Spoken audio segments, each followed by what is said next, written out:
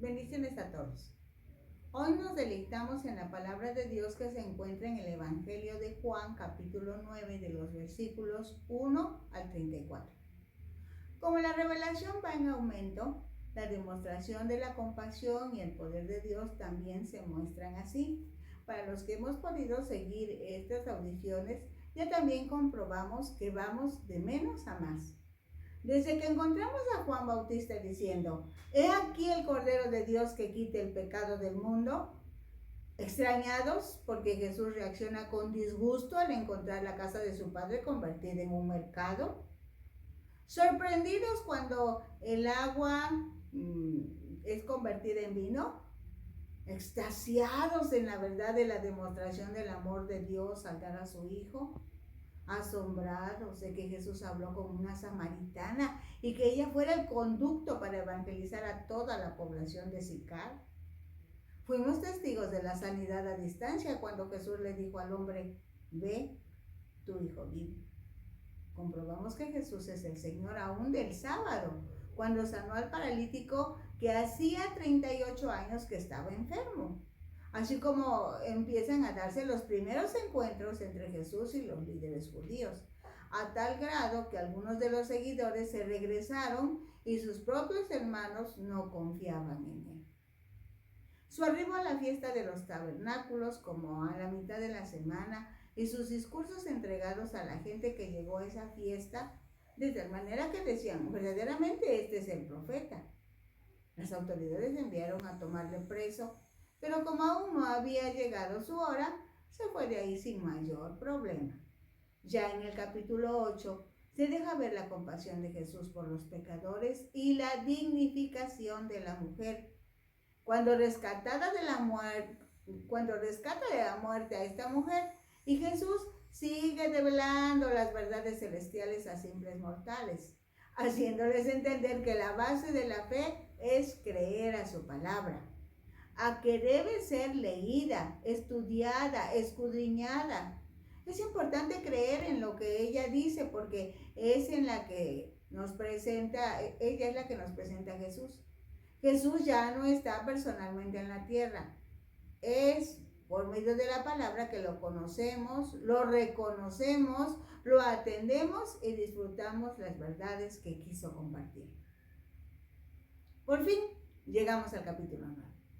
Entre los capítulos 8 y 9 encontramos una conexión muy clara, porque en el capítulo 8, versículo 12 dice, «Yo soy la luz del mundo. El que me sigue no andará en tinieblas, sino que tendrá la luz de la vida». Y en el capítulo 9, versículo 5, expresa, «Entre tanto que estoy en el mundo, luz soy del mundo». Es en el capítulo 9 donde Juan tiene la oportunidad de ejemplificar a Jesús como la luz al dar vista a un ciego de nacimiento. Los otros evangelios registran casos de curaciones de ciegos, pero lo que destacamos en Juan es la discusión que provocó esa señal, ese milagro, porque se centró en la persona de Jesús. Este evento sucedió en algún momento entre la fiesta de los tabernáculos y la fiesta de la dedicación. ¿Por qué digo fiesta de la dedicación? Por lo que dice Juan 10, 22, o sea, el siguiente capítulo. Se celebraba en Jerusalén la fiesta de la dedicación. Era invierno. Entonces el evento fue o al final, enseguida de la fiesta de los tabernáculos, o probablemente también pudo haber sido ya en la fiesta de la dedicación. Pero vamos a decir al Señor que estamos bien contentos y que ya llegamos para nuestra cita. No hemos orado. Dios de amor, qué bueno eres, qué maravillosa es tu palabra. Nos dejas impresionados, extasiados, comprometidos contigo. Gracias por el día de hoy. Gracias porque nuestros hermanos y algunos que van a ser pronto nuestros hermanos, todos los que van a escuchar hoy y después, son ahora bendecidos porque tú quieres bendecirlos y tú los vas a hacer porque eres bueno. Gracias Dios por todo. Gracias por Jesús. Amén. Así que empezamos. Dice el versículo 1, pasando vio a un hombre ciego de nacimiento. Bueno, ya sabemos nosotros que los enfermos pedían limosna. Al ir a la puerta del templo, puede ser que ahí estaba ese ciego al que Cristo miró con misericordia al pasar. Porque el versículo en sí no lo dice, solo dice, pasando de un hombre ciego de nacimiento. Pero esto causó una reacción en sus discípulos, dice el versículo 2. Sus discípulos le preguntaron diciendo, Rabí, ¿quién pecó, este o sus padres, para que naciera ciego? Era una creencia popular que enseñaban los mismos rabinos, que todo padecimiento físico moral era castigo al pecado. Por eso los discípulos le encontraron una relación directa entre el pecado y el sufrimiento como un principio general. Pero cuesta aplicarlo a casos concretos. Algunos rabinos pensaban que era posible pecar antes del nacimiento. Ahora entendemos por qué la suposición de los discípulos, pues esta creencia estaba muy arraigada en el pueblo. Es más, se complementaba con la idea que tenían algunos esenios. No eran los judíos, eran los esenios, en cuanto a que había una preexistencia de las almas, o la inclinación al mal en el seno de la madre. También pensaban que el acto conyugal, la relación sexual, era algo indecoroso que causaba impureza ritual. El salmista dice, en pecado me concibió mi madre. Como vemos, realmente no está justificada nuestra enseñanza, porque cuando dice el salmista, en pecado me concibió mi madre, no se refiere a la relación marital. Se refiere a que todos los humanos, después de que Adán decidió darle la autoridad al diablo, nacemos con la naturaleza pecaminosa. Pero como el pueblo no leía las escrituras, porque no tenía las escrituras, el pueblo solo iba a las sinagogas o iba al templo, y allá los rabinos, los que se encargaban de los rituales, eran los que leían la palabra. Los rabinos, los maestros, enseñaban las escrituras y les enseñaban esta posibilidad de que la enfermedad era resultado del pecado, en lugar de enseñarles, por ejemplo, lo que dice el profeta Ezequiel en su capítulo 18, de los versos 4 al 32. Dice este profeta unos 700 años antes de que Cristo viniera a la tierra. He aquí que todas las almas son mías. Como el alma del Padre, así el alma del Hijo es mía. El alma que pecare, esa morirá. Y el hombre que fuere justo, hiciere según el derecho y la justicia, y si en mis ordenanzas caminare y guardare mis decretos, y andare en mis ordenanzas, este hombre es justo, no morirá por la maldad de su padre, de cierto vivirá. Su padre, por cuanto hizo agravio, despojó violentamente al hermano e hizo en medio de su pueblo lo que no es bueno, he aquí que él morirá por su maldad. Y si dijeres, ¿por qué el hijo no llevará el pecado de su padre? Porque el hijo hizo lo segundo, la justicia, guardó todos mis estatutos y los cumplió. De cierto vivirá. El alma que pecare, esa morirá. El hijo no llevará el pecado del padre, ni el padre llevará el pecado del hijo. La justicia del justo será sobre él, y la impiedad del impío será sobre él. Mas si el impío se apartare de todos sus pecados que hizo, y si guardare todos mis estatutos e hiciere según el derecho y la justicia, de cierto vivirá, no morirá. Todas las transgresiones que cometió no le serán recordadas. En su justicia que hizo, vivirá. ¿Quiero yo la muerte del impío? Dice Jehová el Señor. ¿No vivirá si se apartare de sus caminos?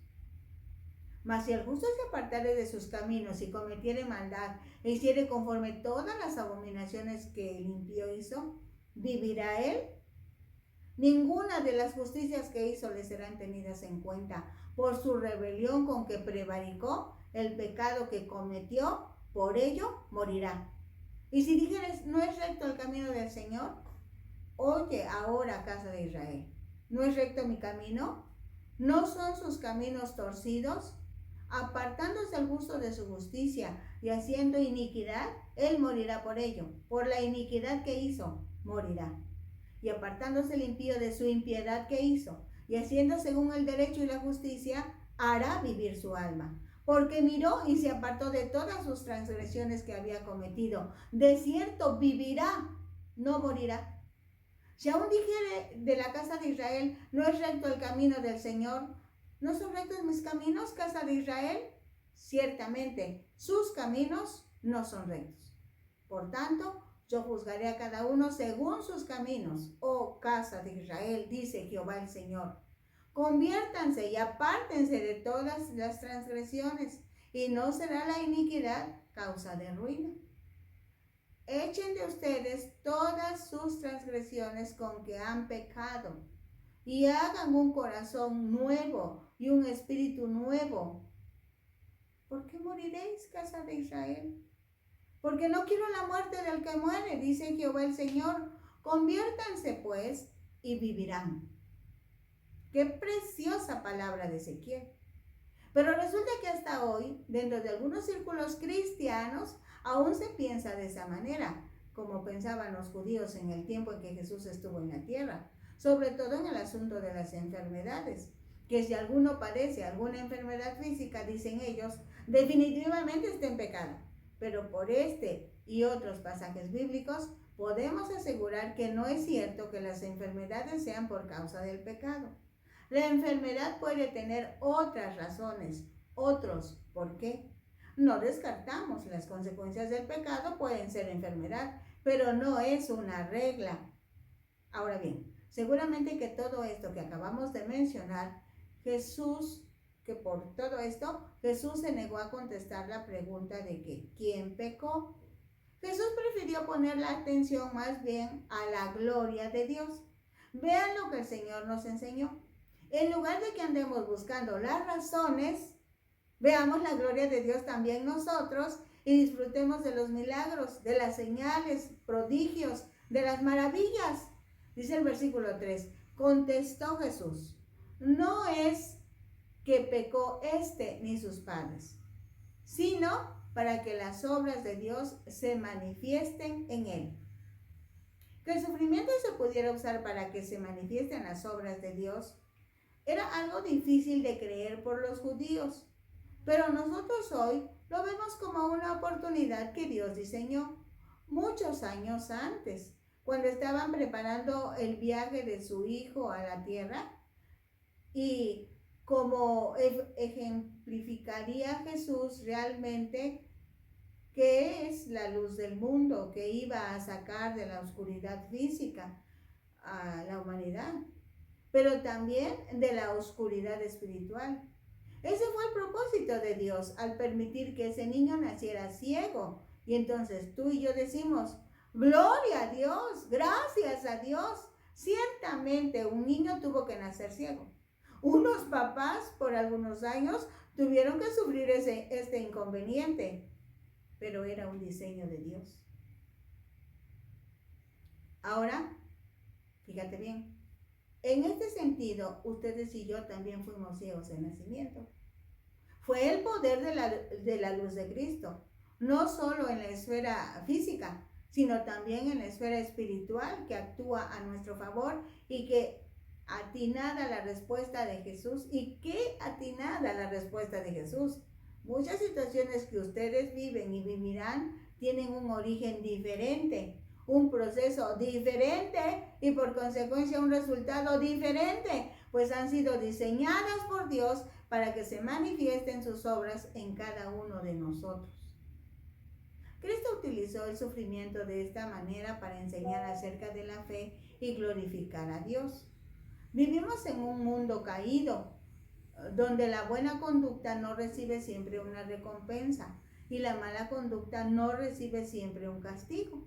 Ya te diste cuenta de eso, por lo tanto, los inocentes a veces sufren. Si Dios quitase el sufrimiento cada vez que lo pidiésemos, lo seguiríamos a Jesús por comodidad y conveniencia, no por amor y devoción. ¿Y cuáles son las razones de nuestro sufrimiento? Jesús tiene poder para ayudarnos a lidiar con él. Cuando sufres debido a una enfermedad o una tragedia o una incapacidad, hemos sufrido por eso. Ahora trata de no preguntar por qué me sucedió esto. Más bien pide a Dios que te dé la capacidad de distinguir cómo vas a salir aprobado en ese examen en particular, de tal manera que puedas saber qué es lo que está sucediendo, para pedir a Dios dirección y así ir por el camino adecuado hacia el resultado que Dios sabe. Dios sabe cuál es el resultado más apropiado.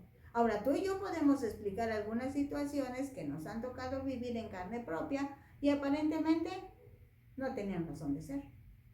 Dice el versículo 4. Me es necesario hacer las obras del que me envió entre tanto que el día dura. La noche viene cuando nadie puede trabajar. En este versículo 4, Dios está incluyendo a sus discípulos en la realización de su propia misión. Ellos no estaban muy bien involucrados en la realización del milagro de sanidad realmente. Ellos estaban interesados en saber quiénes habían pecado, pero el Señor es persistente ahora en un contraste entre el día y la noche. El contraste es algo simbólico, porque realmente se está refiriendo a su propia misión, a la misión de Jesús. En este caso, la noche representa el fin de la misión. La creciente rivalidad, hostilidad e incredulidad de los judíos podían representar las tinieblas, la noche. Pero el Señor hace en estos versículos 4 y 5 un paréntesis y expone en una pequeña alegoría cómo es que Él maneja el asunto de las obras en el día, porque en la noche no se puede trabajar, aunque también en ese tiempo no había energía eléctrica, a menos que se alumbraran de alguna manera. No es físico el asunto, es un asunto espiritual. Mientras estoy, ahora voy a trabajar durante el día. Es el tiempo en el que Él va a estar todavía en la tierra. Llegará la noche. ¿Cuál es la noche? Es la hora en que va a morir, la hora en que va a desaparecer visiblemente, pero no se va a quedar en oscuridad siempre, porque Él sabe que va a resucitar, pero algo tiene que hacer mientras Él está en la tierra. A eso le llama día. Ahora bien, eso ya lo había dicho Cristo. Yo soy la luz del mundo, dijo. Él es la luz del mundo y entonces va a abrir los ojos a un ciego para que lo pueda ver Él. No solo va a hacer física su sanidad, sino que va a iluminar su alma con la luz de vida que solo Jesús puede dar. Por eso es tan importante este milagro y por eso debemos revisarlo con cuidado. Dice el versículo 5. Entre tanto que estoy en el mundo, luz soy del mundo. Jesús estaba pensando ahí en su vida aquí en la tierra. O sea, cuando está diciendo eso, Él está pensando respecto de su vida aquí en la tierra, porque Jesús fue realmente un hombre que tenía muy clara su identidad. Siempre hacía énfasis en que Él era hijo de Dios. Se refería a Dios como su Padre. Tenía Él clara su identidad, pero también tenía muy claro su propósito. ¿Para qué? La respuesta a esa pregunta me va a dar el propósito. Jesús vino a la tierra para enseñarnos, para mostrarnos quién es Dios y cómo es Dios, y que ese Dios, el único Dios que es el Dios verdadero, es su Padre. También vino para morir en la cruz y así recibir el castigo que le tocaba a la humanidad por su pecado. Estaba en la tierra para que, al ser Él Dios y hombre, pudiera ejercer su autoridad sobre la muerte. Por ello murió, porque tenía que resucitar para demostrar que el poder de la vida estaba en Él. Resucitó al tercer día y eso fue porque dependía de Dios. Dios el Padre y Dios el Hijo estaban unidos y eso lo dice Juan al principio del Evangelio. En el principio era el Verbo y el Verbo era con Dios y el Verbo era Dios. Y en este versículo hace énfasis que mientras Él estuviera en la tierra como hombre, eso quiere decir la expresión que estoy en el mundo, refiriéndose al ambiente en el mundo pecaminoso que prevalece entre la sociedad sin Cristo. Ese es un propósito, alumbrar. Ahora ya no está Jesús, ahora está el Espíritu Santo y estamos nosotros, sus hijos, los que hemos recibido a Cristo como nuestro Señor y Salvador. Y nosotros estamos siendo constituidos en esa luz. Por eso es importante la dependencia del Padre, la dependencia del Hijo y la dependencia del Espíritu Santo. Otro de sus propósitos era disipar la oscuridad, quitar las tinieblas. Por eso dice, luz soy del mundo. Así que el milagro se realiza para que pueda hacerse clara esta afirmación. El milagro que Dios diseñó desde antes, porque este milagro, desde que el Padre, el Hijo y el Espíritu Santo dijeron, debe nacer un niño ciego, para que en 20, 30, 40 años, porque ya era un hombre, según leemos más adelante de él, es ya un hombre ciego que recibe la vista, ya es un hombre. No es una casualidad que Jesús pasó por ahí, que vio al ciego, que tuvo compasión de él. Esto estaba planeado por Dios. No sé si a ustedes les da ese toque de alegría. Nada sucede por casualidad. Todo Dios lo tiene diseñado a unos momentos difíciles para los humanos. Dice en el versículo 6, sin más preámbulo, dicho esto, escupió en la tierra e hizo lodo con la saliva y untó con el lodo los ojos del ciego. Vayamos revisando algunas cosas, porque lo que Jesús hace cuando está aquí en la tierra tiene que ver con la sociedad que le rodea, con el ambiente que está, con las costumbres que se estilan, con muchas cosas. Recordemos esto, el uso de saliva para curar la ceguera también se registra en Marcos 8:23, en el Evangelio de Marcos. Ahí se lee entonces, tomando la mano del ciego, le sacó fuera de la aldea, escupiendo en sus ojos. Le puso las manos encima y le preguntó si veía algo. En ese ejemplo, la saliva va aplicada directamente. Mientras que en esta cita de Juan 9:6 se mezcló la saliva con el polvo y se hizo lodo. Otra traducción que se puede decir es barro. Había una idea común de que la saliva era buena para los ojos enfermos, pero si bien Jesús usó los medios que se aceptaban corrientemente, no les dio ningún valor supersticioso, sino demostró que podemos usar lo que Dios ha hecho con buenos propósitos. No está mal que usemos los elementos, la tierra, las plantas, las raíces, las flores, los frutos, para que sean medicinales entre nosotros. Solo es darle el reconocimiento a Dios. Precisamente en esta señal encontramos todo un proceso. Revisemos.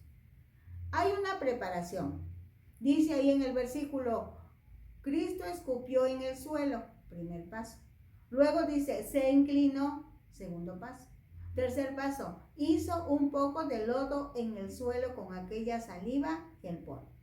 Eso es en primer lugar. En segundo lugar, hizo una aplicación. Dice, tomándolo con las manos, porque ya estaba inclinado. Tomándolo con las manos, no solo le puso encima de los ojos del ciego, sino que lo untó.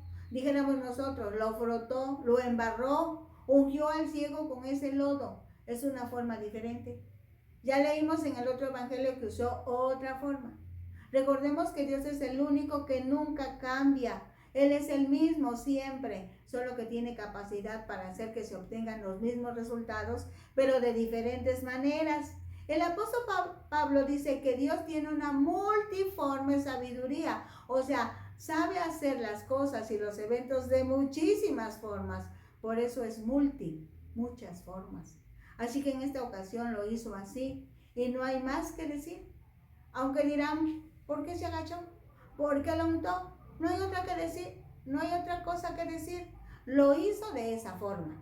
Dios tiene sus formas, tiene sus propósitos, tiene sus fechas. Por eso en el griego hay dos palabras interesantes. Una es cronos, que es el tiempo de los hombres, y la otra es kairos, que es el tiempo de Dios.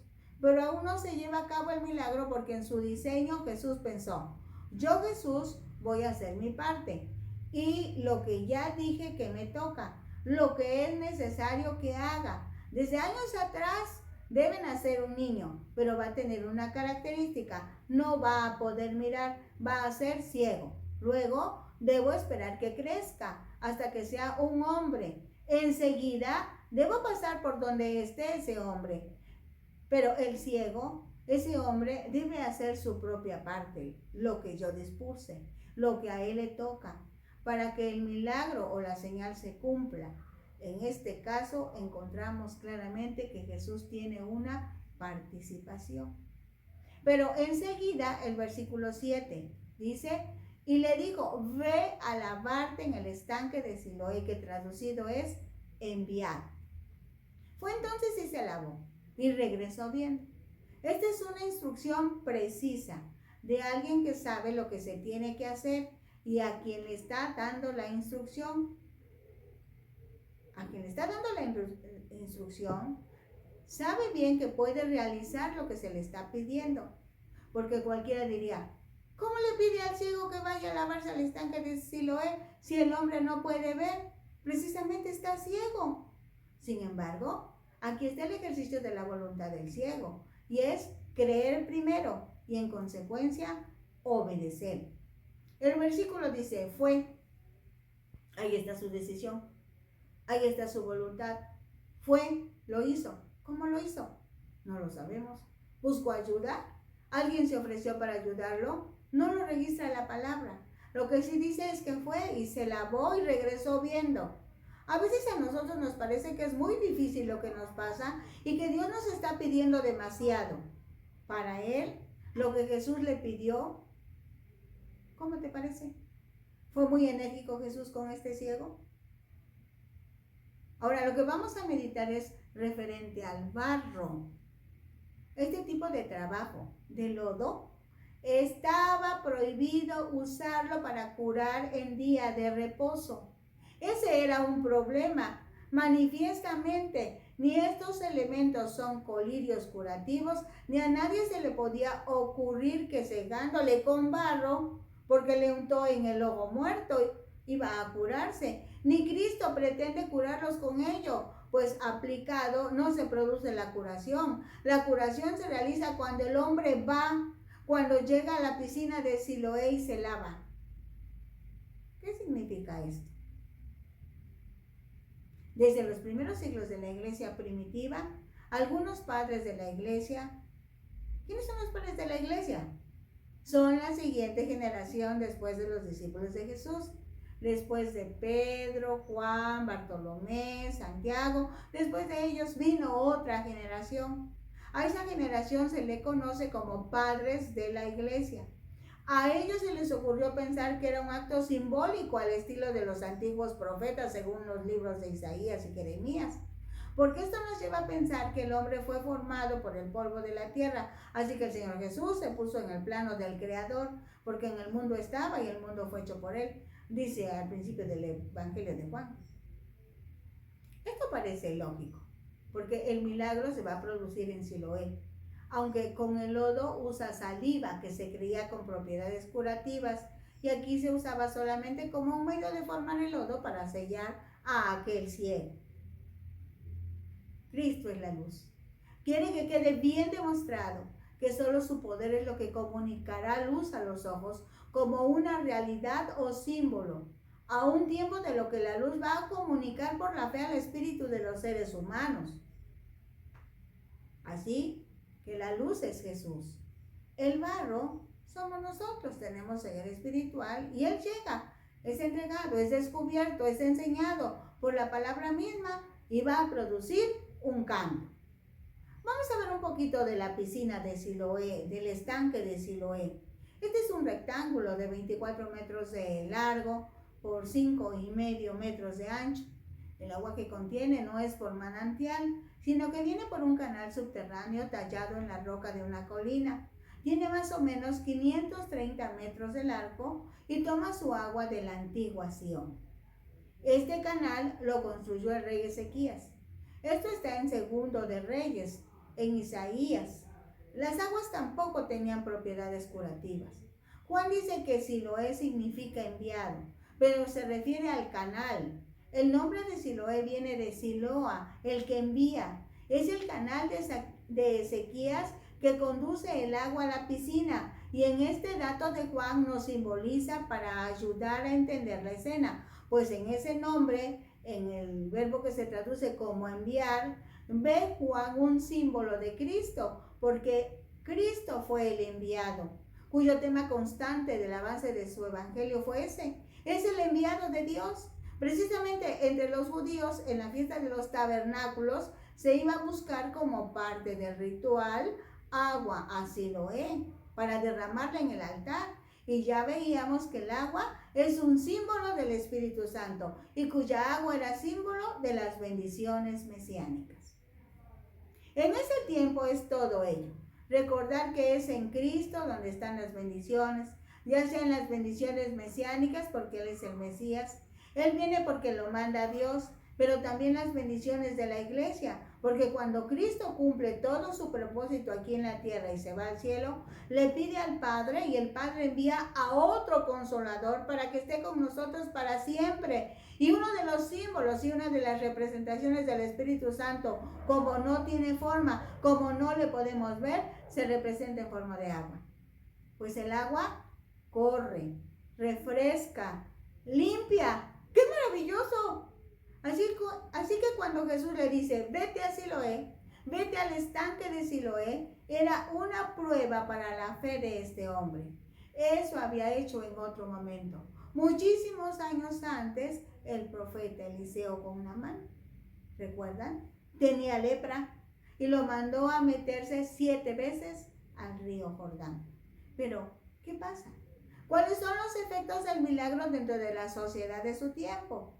Pues se da lugar a una discusión tremenda, en lugar de que se hubiera organizado una fiesta, una algarabía para darle gracias a Dios por ese gran portento en donde un hombre que nació ciego y llega para cumplir su plan y le da vista. No, no pasa eso. Así que el evangelista tiene un enfoque interesante. La primera discusión que se recoge es, como es lógico, la discusión popular. Dice en el versículo 8 al 12, los vecinos y los que antes le conocían, pues era un mendigo, decían, ¿no es este el que estaba sentado pidiendo limosna? Otros decían, ¿quién era él? Pero se le parece. Sí, él decía, ¿soy yo? ¿El mismo que estaba ahí? Entonces le decían, pues ¿cómo se te han abierto los ojos? Respondió él, ese hombre llamado Jesús hizo lodo, me untó en los ojos y luego me dijo, vete a Siloé y lávate. Fui, me lavé y recobré la vista. Y dijeron, ¿dónde está este? Contestó, no lo sé. ¿Sí? La discusión empieza entre los vecinos, los que antes le conocían.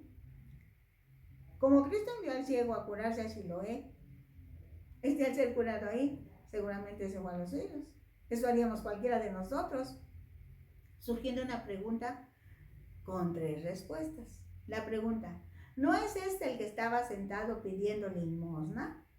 Las respuestas son, una, sí, es el mismo que estaba pidiendo limosna, con una diferencia. Ahora ve. La respuesta 2, no es el mismo. No es el mismo que estaba pidiendo limosna, pero sí se parece. Respuesta 3, yo soy el que estaba sentado pidiendo limosna, solo que ahora veo. ¿Te puedes identificar con ese ciego? ¿Verdad que muchos éramos verdaderos limosneros porque no habíamos visto la luz? Y dice que vinieron las preguntas obligadas sobre quién le había curado y de qué modo. Él sabe que se llama Jesús el que lo sanó. Solo supo decir su nombre, pero ignoraba dónde estuviese. Después de su cura, el Señor se fue. Solo lo sanó. Pero la discusión entre los fariseos fue otra. Después de las primeras reacciones de los vecinos, algunas gentes que le conocían, el milagro se supo más lejos y va a ser sometido a un proceso ante los fariseos porque esto había hecho violando el reposo del sábado, hablando la gente de la ley. O sea, para la gente de la ley no era un gran milagro, era ¿por qué sanó a un hombre y violó el reposo del sábado? Es posible que Jesús haya hecho el lodo a propósito, a fin de enfatizar su enseñanza acerca del día de reposo. ¿Cuál era su enseñanza? Es bueno ocuparse de las necesidades de otros, aunque implique trabajar en un día de reposo. Y no es que no debes trabajar, no debes hacer nada. Si alguien necesita, ayúdale, aunque sea día de reposo. ¿Será que el Señor Jesús estaba haciendo las cosas indebidamente? Lo que Jesús quería y lo que Jesús quiere que nosotros aprendamos es que, aunque en el día del reposo, si es necesario ayudar a alguien, ayudémosle. Ahora bien, dijimos que esto se da en varias etapas. Es el primer testimonio del ciego ante los fariseos, porque ante sus vecinos él explicó. Pero aquí dicen los versículos 13 al 17, y llevaron ante los fariseos al que había sido ciego. Y era día de reposo cuando Jesús había hecho el lodo y le había abierto los ojos. Volvieron pues a preguntarle a los fariseos cómo había recibido la vista. Él les dijo, puso lodo sobre sus ojos y me lavé y veo. Entonces algunos de los fariseos decían, ese hombre no procede de Dios porque no guarda el día de reposo. Otros decían, ¿cómo puede un hombre pecador hacer estas señales? Y había discusión entre ellos. Entonces volvieron a decirle al ciego, ¿qué dices tú del que te abrió los ojos? Y él dijo que es profeta. Los fariseos le preguntaron cómo recibió la vista. El ciego repite el relato, pero el evangelista destaca en su respuesta uno de los elementos que los rabinos prohibían: trabajar el sábado. Ante esta narración, fíjense, surge una disputa. Algunos de los fariseos negaron que este hombre pueda venir de Dios. No puede venir de Dios. Viola las leyes que ellos dieron sobre el sábado, porque ellos las habían dado, porque el Señor solo dijo que se descansara. Pero los fariseos le añadieron a la ley. Había 600 mandamientos en lugar de 10. En cambio, otros, sin dudar, porque no eran fariseos, admitían que este hombre era enviado de Dios. Ya sabemos que en Jerusalén habían fariseos que creían en Cristo a causa de los milagros que hacía. Entonces ahora viene otra fase, la fase de los padres del que había sido ciego, porque los fariseos los llaman. Ahora van a leer voy a leer de los versículos 18 al 23. Pero los judíos no creían que había sido ciego y que había recibido la vista, hasta que llamaron a los padres del que había recibido la vista y le preguntaron diciendo, ¿es este vuestro hijo, el que ustedes dicen que nació ciego? ¿Cómo pues ve ahora? Los papás les respondieron y les dijeron, sabemos que este es nuestro hijo y que nació ciego. ¿Cómo ve ahora? No lo sabemos. ¿O quién le haya abierto los ojos? Tampoco nosotros lo sabemos. ¿Edad tiene? Pregúntenle a él hablará por sí mismo. Esto dijeron los padres porque tenían miedo de los judíos, por cuanto los judíos ya habían acordado que si alguno confesaba que Jesús era el Mesías, debía ser expulsado de la sinagoga, y para ellos eso era terrible, casi el infierno. Por eso dijeron sus padres, ¿edad tiene? Pregúntenle a él.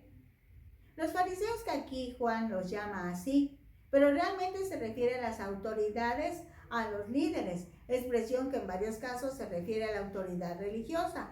No querían creer ellos en el milagro, por eso negaron que aquel hombre fuera ciego de nacimiento.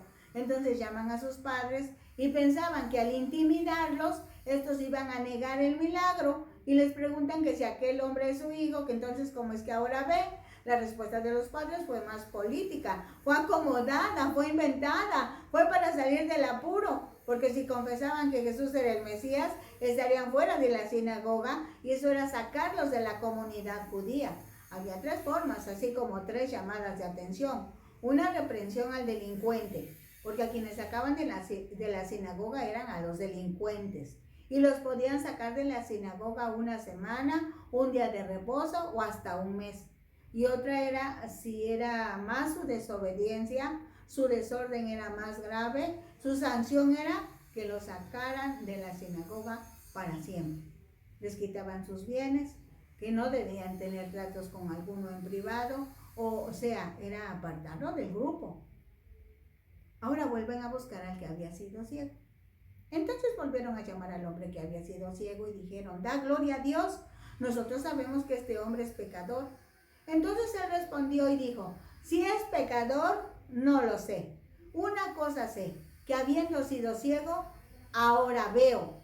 Volvieron a decir, ¿qué te hizo? ¿Cómo te abrió los ojos? Él respondió, ya los he dicho, y no habéis querido oír. ¿Por qué lo queréis oír otra vez? ¿También quieren ustedes ser sus discípulos? Y dijeron, tú eres su discípulo, pero nosotros discípulos de Moisés somos. Nosotros sabemos que Dios ha hablado a Moisés, pero respecto a ese, no sabemos de dónde sea. Respondiendo el hombre les dijo, Pues eso es lo más maravilloso, que ustedes no saben de dónde sea, y a mí me abrió los ojos. Y sabemos que Dios no oye a los pecadores, pero si alguno es temeroso de Dios y hace su voluntad, a ese oye. Desde el principio no se había oído decir que alguno abriera los ojos a uno que nació ciego. Y si éste no viniera de Dios, nada podría hacer. Respondieron y le dijeron: tú naciste del todo en pecado y nos enseñas a nosotros. Y lo expulsaron. En los evangelios se ve cómo se ataca a Cristo, porque hacía milagros en sábado. Juan relató otra curación en sábado en la piscina de Betesda. ¿Por qué hacía estas cosas el día sábado? Al escoger de nuevo un sábado para esta curación prodigiosa, tenía Jesús una intención marcadísima. Era confrontar a los judíos, como decimos, enfrentar a los judíos, hablar con los judíos de frente en Jerusalén, la ciudad capital, donde estaba el templo para adorar a Dios, donde estaban las autoridades religiosas, los rabinos o maestros, los fariseos, que eran los que vigilaban que la ley se cumpliera. Por eso la tenían que conocer muy bien, solo que parece que en ese momento la ley ya había dejado de tener autoridad y el propósito que Dios quería que tuviera. Dios le dio la ley a los judíos como una muestra de su gracia, pero ellos, principalmente los que tenían autoridad, la convirtieron en una serie de mandamientos fríos y amenazantes, buscando castigar al pueblo. En ese caso, intimidaban al que había sido ciego, intimidaban a sus padres, y se sentían esas autoridades tan frustradas porque había un milagro de por medio. No podían desacreditar esa señal. Cada vez iba en aumento su rabia y frustración, porque Jesús cada vez demostraba con mayor seguridad su autoridad y su poder, amor y compasión, su misericordia por el ser humano en general y por cada persona en particular. De hecho, Jesús junto con su Padre tenían preparado ese milagro, esa señal desde que antes llegara a la tierra. ¿Te da alegría? La noticia es que tú y yo éramos ciegos, pero ahora hemos conocido a Jesús, quien nos dio la vista para ver su gloria y disfrutar de su presencia. Hay una canción muy viejita que quiero compartirles. Dice: yo soy testigo del poder de Dios. Muchos milagros Él ha hecho en mí. Yo estaba ciego y ahora veo la luz divina, la cual es Jesús. Si acaso estuvieras entre los ciegos, hay luz para ti. Jesús quiere darte esa nueva visión, esa nueva vista. Y los que ya tenemos esa luz, solo tenemos que darle gracias a Dios. Gracias. Porque un día fuimos ciegos y ahora vemos. Bendito sea Dios. Gloria a su nombre. Es para que la gloria de Dios se manifieste. La próxima semana podemos buscarnos en YouTube, en nombre de Rosario Hernández Ojeda, o en Facebook. Disfruta la palabra.